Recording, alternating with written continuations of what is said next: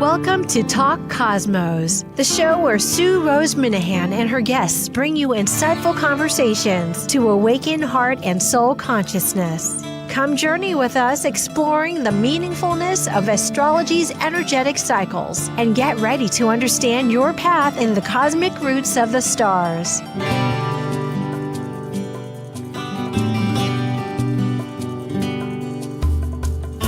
Hello, everybody. I'm Sue Minahan. This is Talk Cosmos, and this will be airing on the 3rd of May, and our subject is Mars and Chiron in Aries. We have a whole lot to talk about it, but I want to bring up the fact that when Talk Cosmos started 8 years ago, it actually started at the very end of Chiron at 29 degrees and a half of Pisces, and then when I launched into the YouTube a couple of years later, it was at 4 degrees in Aries. And what I'm getting at is this is a long cycle, 8 years. It's the longest, which we'll bring up. And so for many of us, it's most intriguing when you realize this awareness just of all the shifts of identity, of assertion, of all the things that we're going to bring up with this wonderful cast as I call it, this crew that I have. And so we'll get started right now. Thank you for listening. In the first week of the month, Talk Cosmos ignites a conversation exploring planet cycle relationships in a cosmos to understand their archetypal consciousness and meaningfulness for individuals and the collective. Blending world events, mythology, and philosophy, these are the astrologers identifying the deeper impact of the planets buzzing in our daily lives. I'm Sue Rose Minahan, founder of Talk Cosmos since 2018.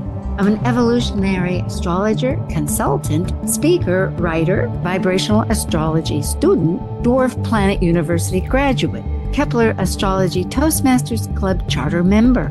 I have a fine arts music degree plus a certificate in jazz. I'm an artist, musician, and certified color energy life coach.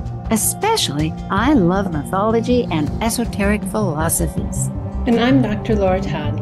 I work as a spiritually oriented psychological astrologer with students and clients around the world. As a counselor, writer, and educator, I love helping people recognize their inner strengths, take advantage of auspicious moments, and navigate times of challenge with greater ease. On my own podcast, Mythic Sky Storytime, I discuss astrology, mythology, and actualizing our full potential. Learn more at mythicsky.com. Plus, a special guest who we will introduce in just a short moment. And as the ancient Hermetic Code reveals, as below, so above. As above, so below. Yeah, so. Hi, Dr. Tad. Yes, we begin in spring. It's right in the middle of spring, right? Somewhere. It's a little goofy spring, but it's spring. It's mid-Taurus, sure.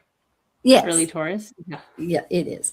Well, let's get right to this. We have our guest who is Tara Aal. Now, hi, Tara. Hi. Yeah.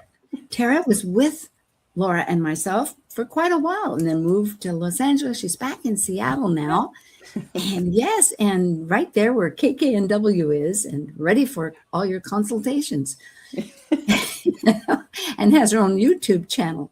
She's an eclectic. That's fine, Sue. Astrologer. Yes.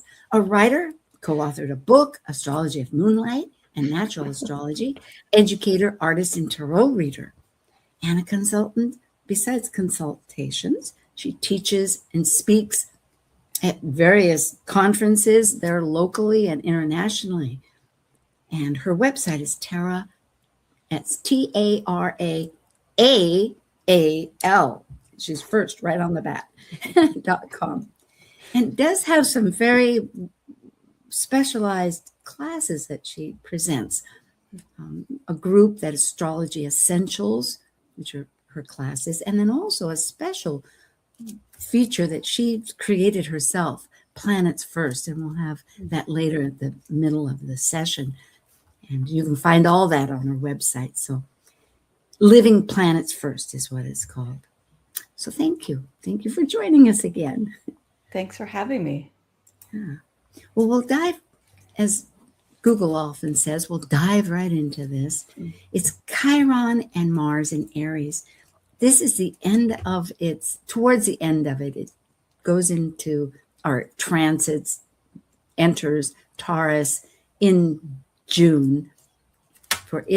Although then it returns. It's always this little dip for a while. So it'll actually be 2027. So folks at the very last part of Aries and any part of their charts are going to get, well, we're all being affected throughout this, as we'll discuss. But the point is that this is at 28 degrees and it'll happen on May 16th, and those details too.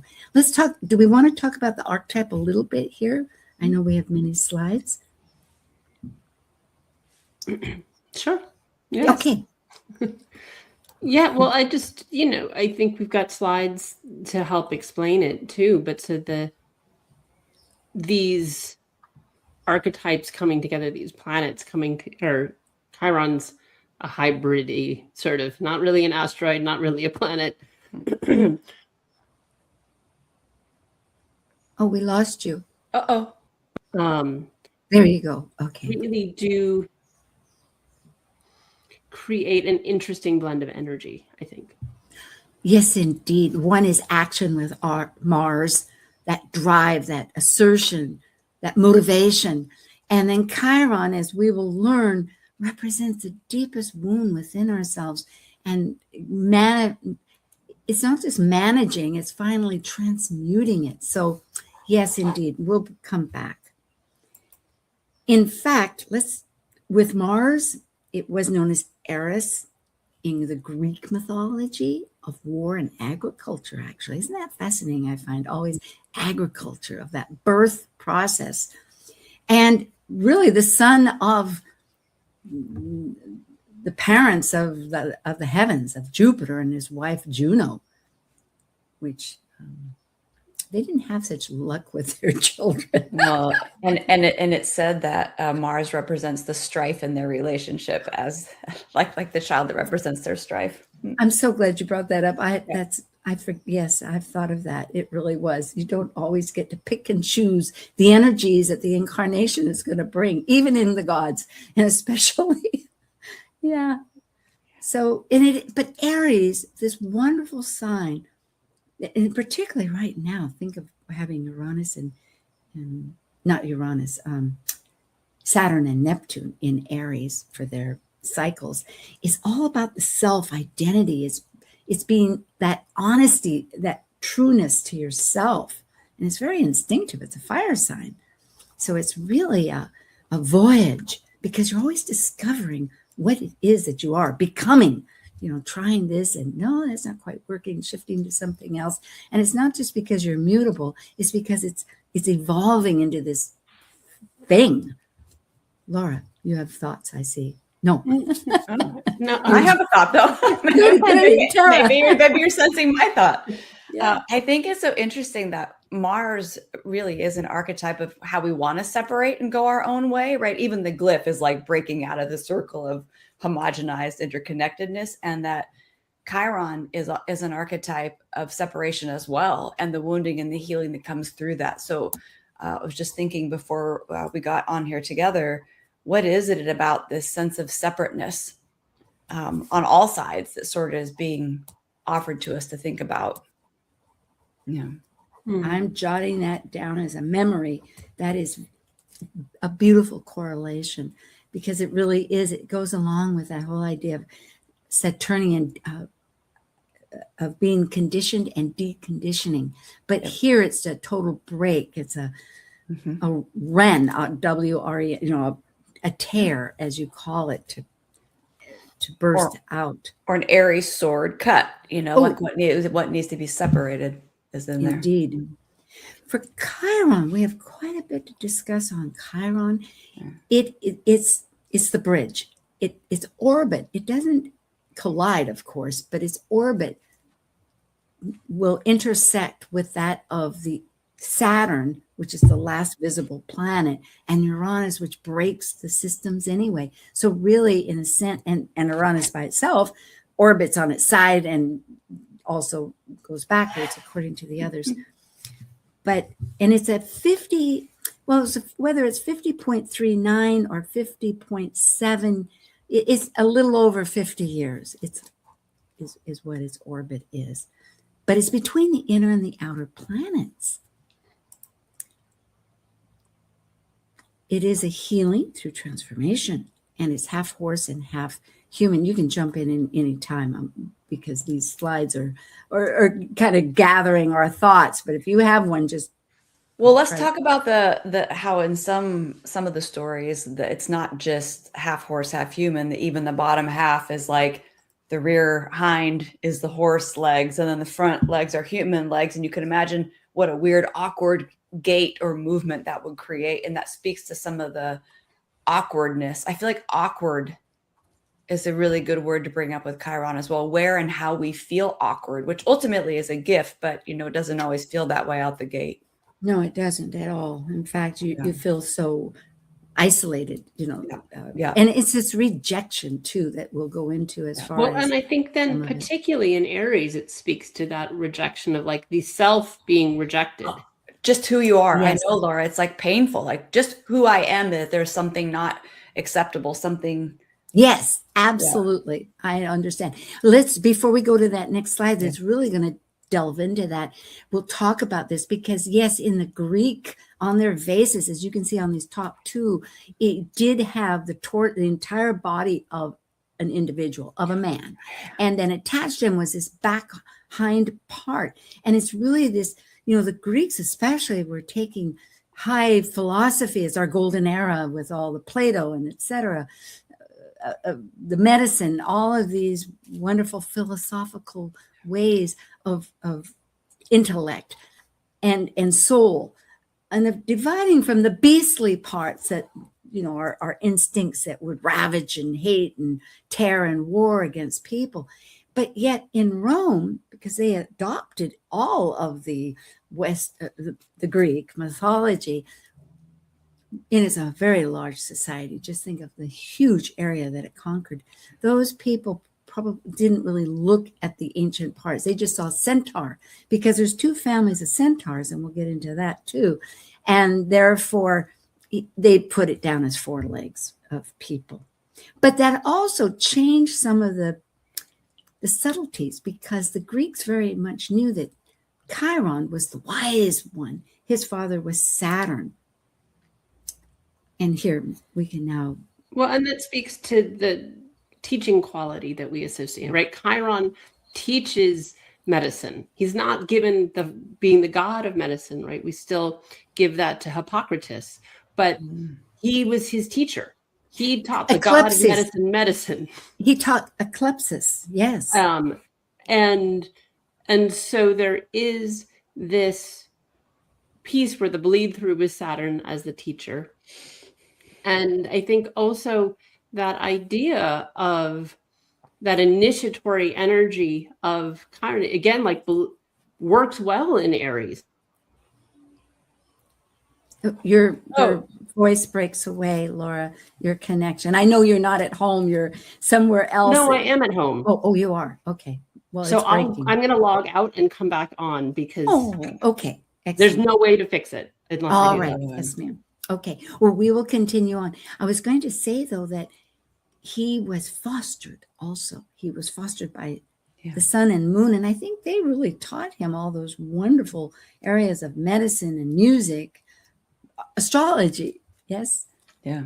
And Sue, I was just making the connection, that being fostered by Apollo and Artemis, right? The sun and moon gods. One of the ways I know that sometimes we play with the higher and lower octaves with planets. Yes. And one of the ways that I have learned to play around with Chiron is as the higher octave of the moon. And it makes even more sense if you imagine Chiron being mentored by the moon goddess. It really rings because it's so emotional. For all his intellect, he had such what happens later all touches us on such a visceral inner point of wound. But has been brought up by others, and I always remember too to bring up these earlier wounds of rejection by his mother, who thought he was just abhorrent because he was half beast. You know, he was a beast with part animal. And by his father just ignored him. And then the other centaurs that had their father by Ixion. And I, having studied Ixion, the dwarf planet of lawlessness, he, in his second chance to be redeemed by Zeus, tried to seduce Juno. And at that point, Zeus made the cloud look like Juno. So he mated with Juno and then created all the centaurs. And so that's where these other centaurs have Ixion, the lawlessness. You know, it's okay to be lawless in the sense, in a certain way, like Chiron. Well, you want your most personal things to be real, to be true, to be identity, to be valid, confirmed, authenticated, you might say. But on the other hand, you can't violate other people, like killing off your father-in-law like Ixion did, and raping the ruler's wife, and etc. But the rowdiness of the centaurs actually fits well with the sign it's associated with, Sagittarius, right? Rowdy is a word sometimes we would use for that energy. But Laura, you're back, and I was really curious. You started to say that you think that Chiron goes well with Aries, and I think Chiron might go well with fire in general, because fire and identity, there's something about Chiron that helps to heal or open up what we really are. What were you going to say? So, well, that idea of instinct that we give Aries. And so that thread of that instinctual energy of that first sign of the zodiac, and then the hybrid physicality of Chiron being human and animal in that early developmental I love it. Of that from a physiological perspective. And so that in that way he's this, and he's an earlier centaur, right? He's an earlier creature as well. And so speaking to that sort of early development of consciousness. And pioneering something new, like his whole form was something new. And that's an Aries thing too, right? The beginning of something new, something that you step out and have the guts to do it. And I mean, we could say maybe he didn't choose it, but he definitely went forward with it. Yeah. It is a full insight here. And his second wound, which we often reference as him being this wounded healer, I like to think of it as alchemy, actually. He's the wounded healer. He's the master teacher. And it's when his student Hercules, who had done his 12 labors, had a poisoned arrow in order to kill Hydra, the snake, I believe. And at any rate, with that party, the riot that came out when they were having festivities with the wine, they flew off. And there's different versions, but the point is one arrow hit Chiron. And it's fascinating to me always to contemplate that, because what goes around comes around. You carry poison with you on any means, it's going to hurt somebody or something. Like he taught, Chiron had taught Hercules about about this warfare, and then it turned against him, actually. And here only death would release him from this horrible pain that he was unable to heal, yet he was actually immortal, because both his parents were immortal. He had a nymph mother, and Saturn was his father, who was a Titan god. And so therefore he had a hard case. I know there's thoughts here. You want to chime in? Well, I think it was Christopher Renstrom I heard one time talking about how warriors have to be healers, because many times there's not like a healer on right where you're at in battle. And I was thinking that's another kind of plug, Laura, for your idea that Aries goes well with Chiron, and with this Mars-Chiron conjunction, we might think about how there's an overlap in that the warrior themselves is also a healer. So, and I've not thought about that before, right? You don't have a choice sometimes when you're out in the middle of nowhere. No, it's absolutely true. I know stories of my own husband, not very many stories at all, but about getting a tourniquet, taking a belt and, wrapping it around to stop somebody's bleeding. There's many things you have to do to help your partner there. Or yourself, which is that's true too. Yeah, if you can, best you can. Yeah. So in the story, there's Prometheus. Last week or last time we discussed with Mark Jones about Uranus and the idea of Prometheus also. Prometheus gave fire to humans. This was not agreed upon. It gave the clay figures life and vitality, and he was punished. Zeus came in the form of an eagle and ate his liver that kept regrowing every day. And the liver, interestingly, when you look at medical associations on a metaphysical terms, is grief. And I've often thought, isn't that fascinating to think that grief is can be that part of life. Grief is part of our existence too. And that, Sue, just like grief doesn't end, you may learn to live with it differently. It doesn't end.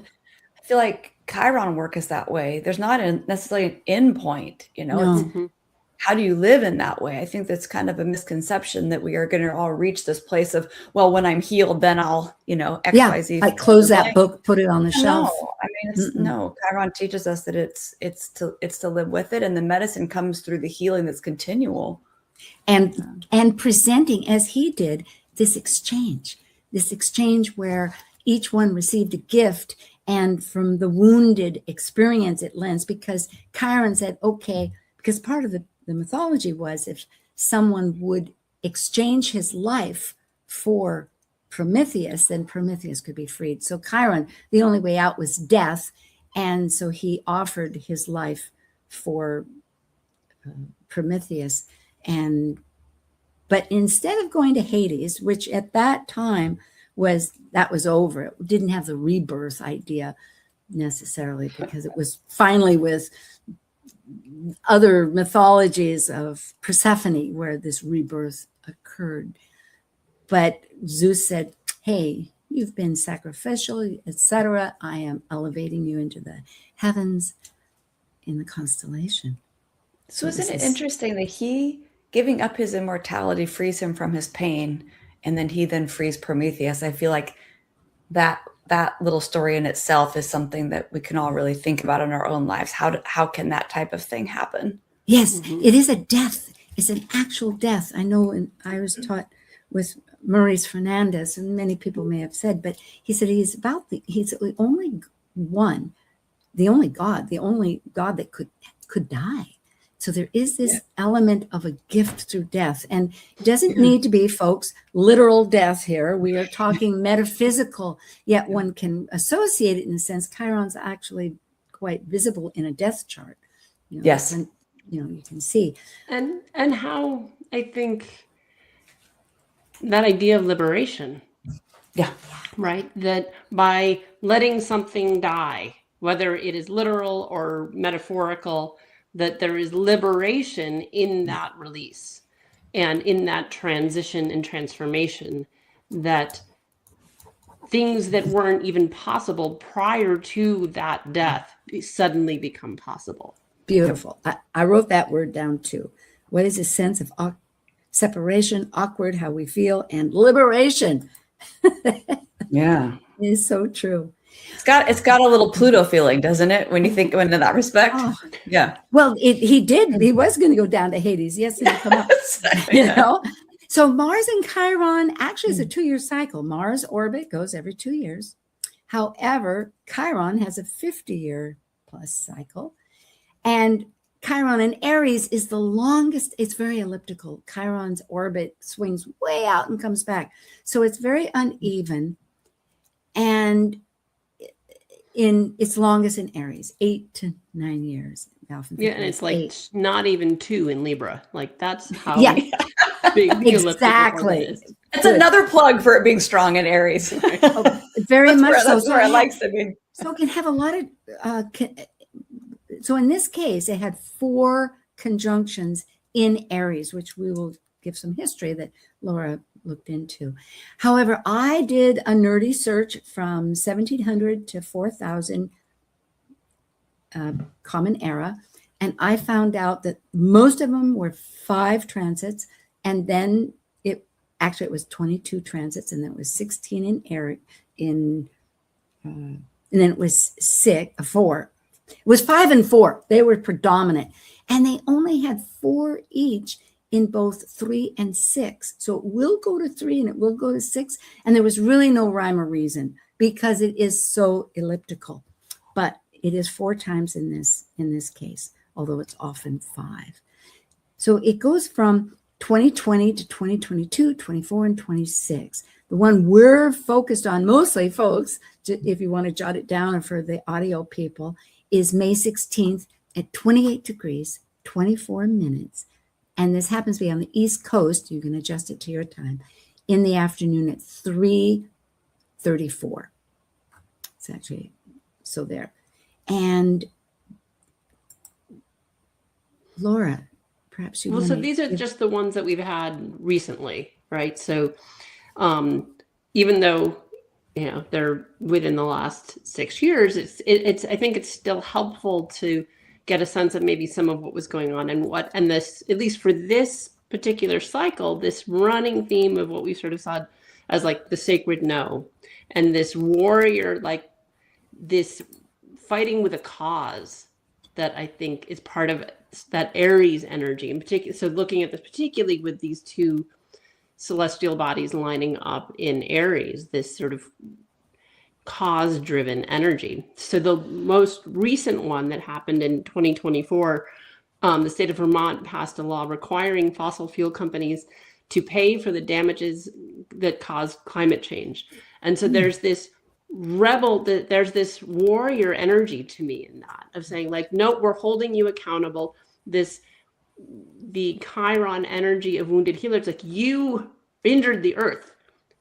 It has to heal. We're going to hold you accountable for the damage that you've done. Yeah. And then 2 years prior to that, the Academy for the Oscars formally apologized to Lightfeather, who is this woman who in 73, when Marlon Brando refused to show up to receive his Oscar for The Godfather, she was booed, she was treated horribly, and they officially apologized during this conjunction in 2022. And interestingly, the perfection of it is they were conjunct that year, the year she was ridiculed, the year she stood on stage. Yeah, that was right in the middle, 15 degrees. It was March that year, and then conjunction was in June in 73. So there was this healing that happened. Yes, this chironic healing of a wound that had happened with the previous cycle. Yes. And so we could have I didn't do a deep dive of like what possible damage to Vermont happened in the 70s that maybe was being repeated with that passing of the law in 24. And then in 2020, I mean, lots of things that could have spoken to Chiron and Aries in 2020. We were in the height of COVID. But in addition to that, it was when the Representative John Lewis died, who was a huge civil rights leader, protested and marched with Martin Luther King. But in addition to his passing, he had, now stuff is coming back up right now, where what the Supreme Court just passed around the Voting Rights Act, that he was responsible for getting on the books initially. Yes. So we're seeing some echoes of wounding now from things he did. Isn't that true? In 2020, so with this passing, he was the first Black lawmaker to lie in state in Washington, D.C., which is this it's an honor, right? Only people who are seen as really significantly important to the government receive that honor. And he was the first Black man to receive that honor. And so that also a sign of healing prior wounding. Thank you. That we were getting Laura. In 2020. This is excellent. We'll take a quick getaway. Folks, get your water, get your whatever it is, and return. We have Tara Aal and Dr. Laura Tad and myself all about a lot more about this Chiron, Aries, and Mars conjunction. See ya. Thanks. While we take a break from this week's edition of Talk Cosmos, let's take a look at this cycle's archetype. We're currently in the period of Taurus. By leaving a cycle based upon initiation, The energy of Taurus integrates spirit into a solid form of matter that is tangible and physical. It's an earth sign, concerned with self-sufficiency and the values to maintain the strength of a life form throughout its survival.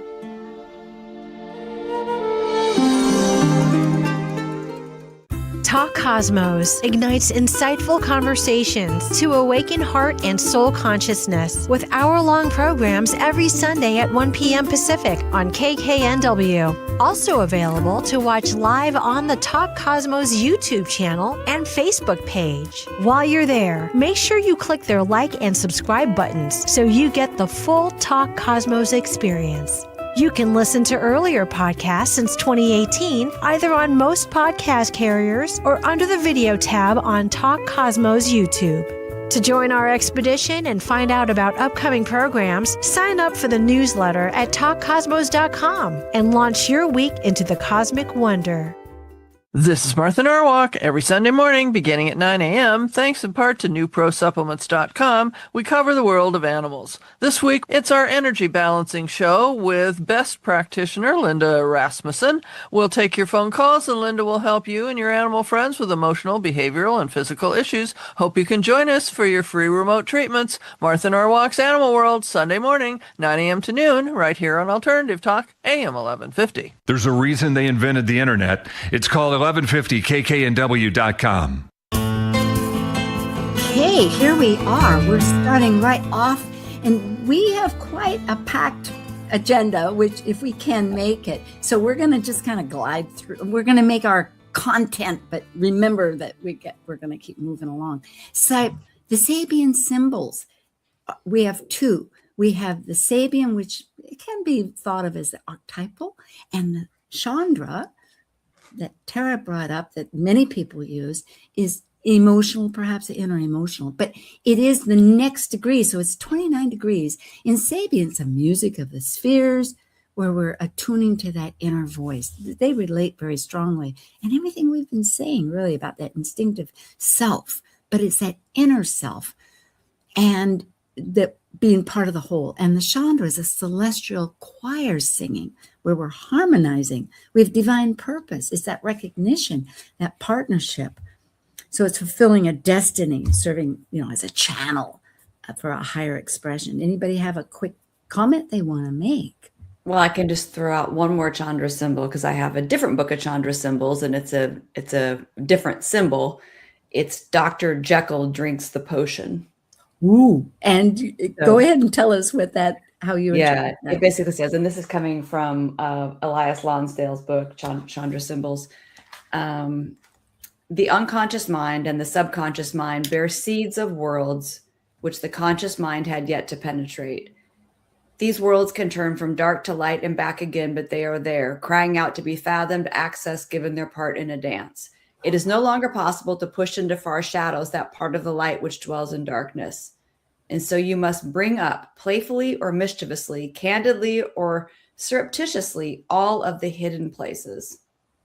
Ooh, I love it. That's so much, more, I think so much like a centaur, the whole dynamics, the inner self that we're really emerging. Mm-hmm. Well, here is a AI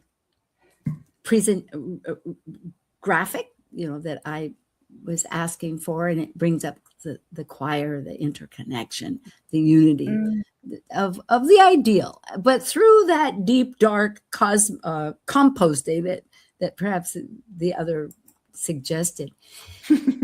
Yeah.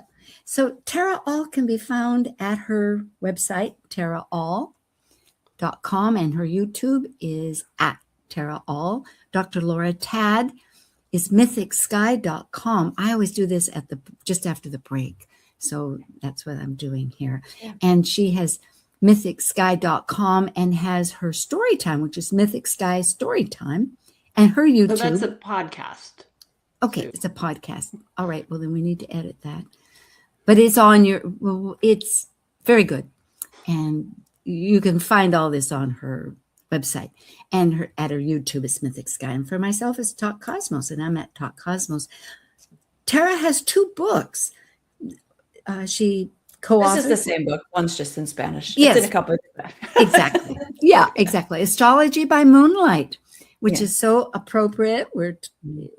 Anyway, it's a wonderful book that's been out, and you can find it on Amazon, among other things. And also her Living Planets First, which is, do you have a course coming up, or is this I am. In fact, I'm planning to offer a 9-month immersion in Living Planets First, where we collectively as a group live one at a time, coming up this fall. So if you connect with me, I can give you more info. Yeah, that'll be transformational. That'll be excellent. That's the goal. Yes.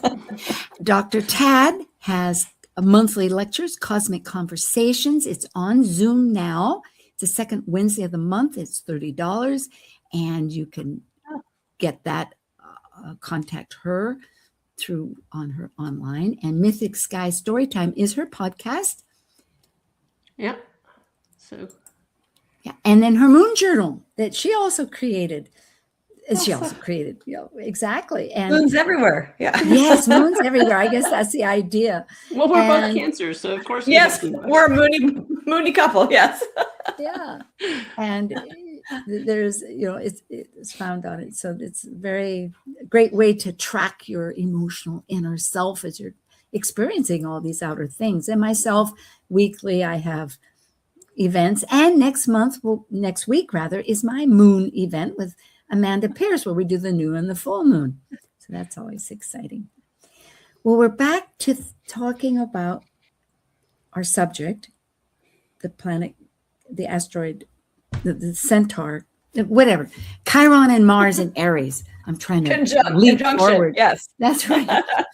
And we will look at the chart itself happening on the 16th of May, 2026. It's actually 5 seconds before 3:34 in Eastern time. And we're using the Porphyry house because each one of us by ourselves have looked at this in shock, because look at it looks like it's whole house, but it isn't. There's minutes involved, and that actually so this is cast for DC, right? Specifically, yes, that's where you're getting these 0 degrees for every house. And the reason we do DC is because it represents the United States, and for Canada, because theirs is in Toronto, also in the East Coast. Right. Well, but it's not, you're not getting these houses. I wouldn't have these houses. I don't have these houses in Atlanta. Okay. Well, that's fine. But interesting. Not exactly, but okay.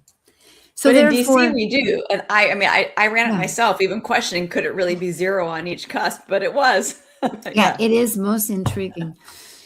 And with Porphyry, they divide the quadrants equally. So that's why you get this. If it were Coke that's similar, it'd be a little off. Look at these conjunctions wherever you are, despite the house structure.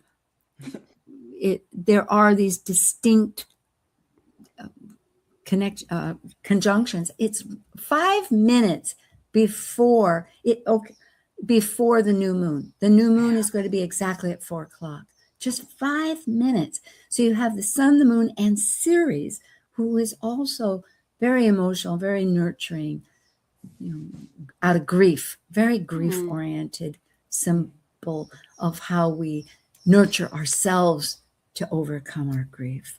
And they're all in Taurus. But then we have this conjunction, is our topic, of Mars and Chiron. And Aries, who wants to be included, it's exclusion and exclusion, bar none, however you look at the mythology, saying, hey, what have you excluded? Because you feel as though something within you is being unrecognized by others. So have we recognized it ourselves, is what she's saying. So it's so strong here as far as just these that are not always easy to merge. Mm-hmm. Yeah, I wonder, there's a piece of this, again, like thinking about, okay, how has it manifested this cycle? And what are we going to fight for? Yeah. Is, to me, what shows up. Mm-hmm. Mm-hmm. Well, go ahead. I had a note on that same front of Chiron with Mars, especially in Aries. we have to deal sometimes with the wounding from our personal actions or our lack of action. Yes. And I feel like that goes along with this. What am I fighting for that I need to drop, and what do I actually need to fight for? Exactly. Yeah. And what am I included in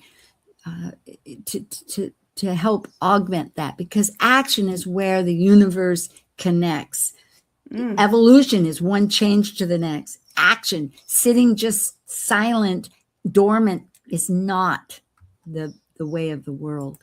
Or the way of Mars or Aries. So well, particularly, but the way of the world, they say action. The universe loves action. This will be our one chart, and I've focused on, there's several integral patterns. There's a yod that always wants adjustment, and that's with the South Node. It's of wanting to, involve with Pluto too. So we're changing something, but it's not easy. The other one is Uranus. It just entered Gemini, and it's squaring in action the South Node and the North Node. So there is this working of, in fact, you could even say that it's a learning process, those two, because Uranus that's squaring also is trining, in a flow with Pluto. So you have this flowing change of what's happening suddenly, this action-oriented, trying to rework what we're coming out of with our Virgonian self, and this awkward adjustment with how that's getting changed. So it's a learning process, as what that triangle is called.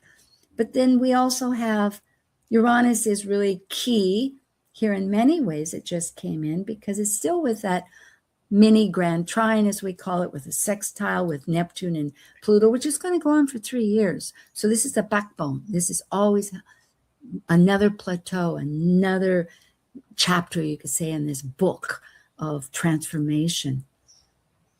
And what else? I guess that's it, but that's a lot.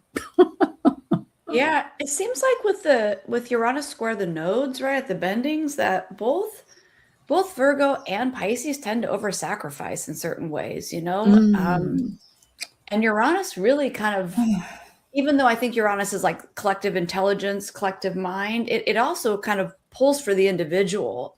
And I think there's something about, where have I lost myself? Or maybe, I hate the word authentic these days, but you know what I mean when I say, where have I lost? What is the most? Yeah. Yeah. Where have I lost this thing that is more me, without having to do what I'm told, kind of Virgo, you know what I mean? Yeah. And then Pisces, sometimes the solution is just, I'm going to numb myself out of it. I don't even want to know it's happening. And then divert.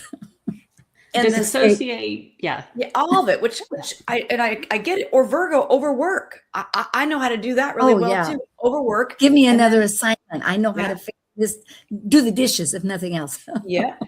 And I think Mars conjunct Aries is like, that's a different level of commitment to life. Do you know what I mean? And it requires us to confront something. What do we need to confront? Maybe that's a good word, a good Mars and Aries word. Yes, to address, to act, to acknowledge, to realize is valid, that's how you feel. And there's a lot about it's about feeling. I think within that, potentially part of that is like, what do you need to heal so you can be that authentic person, so you can be present and do the work that's going to be needed to go forward and do that more Taurian new moony stuff that's coming in. We can't be passive about self-care with that Mars. That's good. Chiron, Aries energy. Yeah. That is. Can't be passive about self-care. No passivity.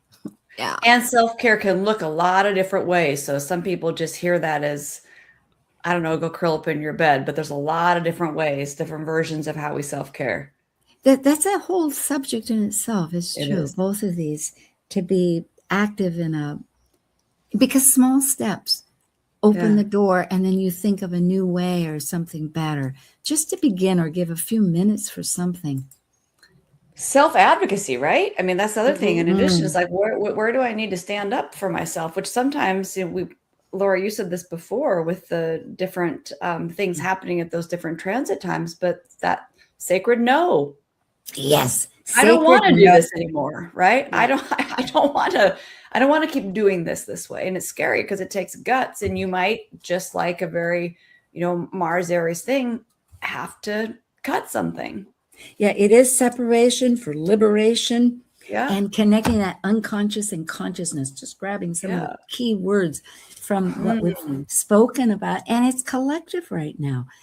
We often, with Laura, we look at the United States, and the United States seems to be pinged quite a bit, which makes sense. And so for awareness fact, without being on a political basis, just to say to folks, look at this. This is where we're at.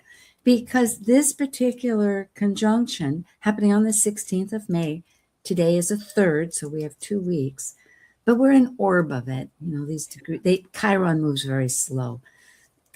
Mars is going to catch up. But when it's also been, as Laura was pointing out with our history, it's been an 8-year experience. And the United States had its own Chiron return. Talk Cosmos went over that extensively in 2023, 2024 with various subjects when it was conjunct.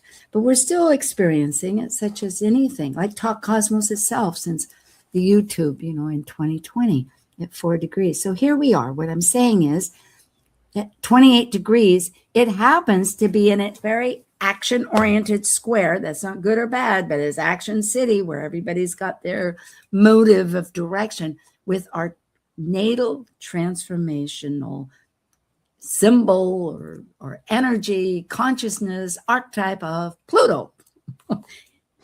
Or unconscious, which is even more a little scary, because what is being woken up in the unconscious? Absolutely. And it is. Go ahead. And the first quarter square is not just action. We oftentimes, at least in evolutionary astrology world, we say crisis and action. So, oh yes, I love that, crisis. So there's that, we have to try it, but those results might come right back and smack us in the face.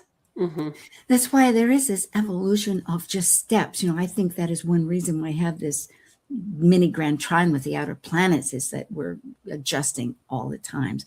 But right now it is pretty critical. And in that T square, because it's in a T square, meaning it's in conjunction with, in relationship, I should say, aspect with our natal Mercury.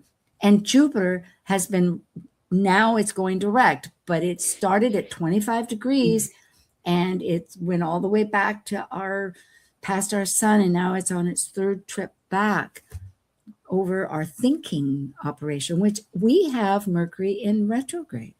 It's a retrograde in Cancer. So we're really assessing all the time about our roots. It makes sense. People came over here from other countries. And the people that we took the land away from are probably thinking a lot about it too. The Native Indians and people that were brought here from Africa. And Jupiter, it plants seeds, right, for new ways of discovering meaning and purpose, but it also sometimes shines a big flashlight. And so this could be on information, especially things that have been kept hidden. I mean, it's already happening. We don't need a chart to tell us that things are coming out all over the place. But I wonder if with that Mars and Chiron conjunction, if some of the reactions or the impulse or the instinct to actually may increase to not wanting to tolerate things as much anymore. Particularly with the moons. I separated these out to be 2, because during our pre-chat, folks, it was brought up that, this is really something to discuss. And I thought, yes, it is, as I pondered more into it. And moons are activating each other moons. In other words, our natal moon, which represents the people on horary, and in this sense mundane, looking at it on a collective scale. And then the transiting sun and moon that is coming up on that same date on the 16th, which incorporates our ego and our emotional self, our whole embodiment with our heads and our nurturing ourselves. And then, of course, just to throw in more food for both of your thoughts, we have strategist Athena saying, how are we going to work this out? It's big. Well, and Athena's interesting because sometimes she defaults to the patriarchy. So that's an interesting thing to play around with, right? I mean, there's two ways to look at her. I mean, she has allowed the matriarchy in some ways to survive through her, but there's interesting dynamics around that, which at least align with the United States pretty on point. Yeah, I think that came up with the Iliad. Yeah, how she did. Well, we're in the throes of it, and yet there's rebirth. I think that idea of liberation, what with Uranus itself being in some ways right there, being close, liberating. But as Laura brought up, this idea of and the separation, breaking away. But it is something where something needs to perish and finish. And there's consciousness that needs to be repurposed, re-understood always through every Chiron return, because it is, do I belong? What is my identity? It's big. And I think there's something, the word witness, I think, is a really good Chiron word. Maybe Jason Hawley has emphasized that, and I've picked it up over time. But part of the question I say with Chiron and Mars together, what needs to be witnessed about that Mars? Maybe your anger needs to be witnessed. Maybe your frustration needs to be witnessed. If you've been sitting and swallowing your anger for your whole lifetime, for example, I mean, it can be a very scary process. Or maybe it's fear. Maybe your fear needs to truly be witnessed. And by witness, I don't mean like fix it. No. I mean, it needs to be witnessed. Sat with, observed, loved, held. And yes. Oh, I love that. Cancerian, nurturing.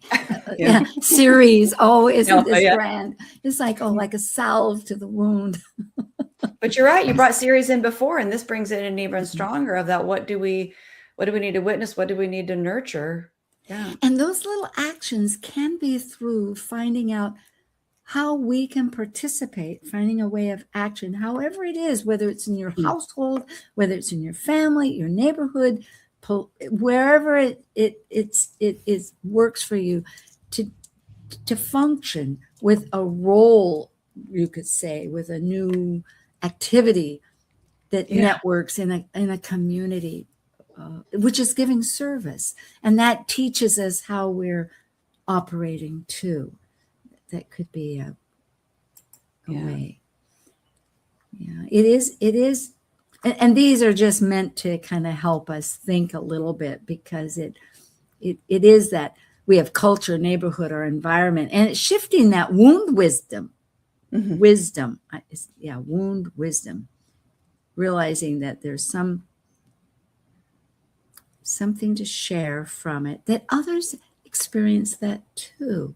Well, right. I mean, there's the phrase that's thrown around a lot of like hurt people, but healed people heal people. Yeah. Yeah. There's also, and then there's that phrase too, that says being healthy and whole does not mean not hurting. We all hurt, right? Oh, yes. Or we can do two things at once. We can feel both. hurt. It can be both. Yes, it can be both. Yes. Oh boy, oh boy, oh boy. Well, I threw in Talk Cosmos here because suddenly your thoughts were so much. And I realized, oh my goodness, with the YouTube, Talk Cosmos has an Aries Chiron. So it's been this long 8-year journey, starting from the very tail end of Pisces, but in so many ways, and the values, and it's a learning thing of using it. So it was like, oh, thank you for the revelation. So I will leave this for folks. Oh, it's back on Talk Cosmos is Mars. Say what? So it's on Talk Cosmos just had a Mars return. Oh no! Or is it was 22-ish, right? It's hard to. Yes, but I did from that. Yes, so recently had a Mars return, right, with Chiron right in there. That's pretty prominent. There you go. In fact, I started looking at other people's charts, saying, "Oh my goodness, all these things that it worked for them." So it there it is. It's within our circle of consciousness, trying to love the parts that were unconscious, whether we like that Centaurian part or not, Yes, love the things that feel unlovable. I feel like that's such a big part of it. Yeah, and of ourselves, of each other's. Everybody's going through some kind of dynamic of this. Yeah. It's a beautiful cycle of a rebirth, really, of its own sense, purpose, and all. Well, thank you, Dr. Laura Tad, and thank you, Tara Aal. It's great to connect and we wish everybody a journey of love. Thank you for joining this vibrant and insightful conversation on Talk Cosmos, the show where Sue Rose Minahan and her guests awaken consciousness by connecting heart and soul consciousness patterns with astrology's energetic cycles. Be sure to tune in next week, same time, same place, to continue your journey through the roots of the cosmic pathway.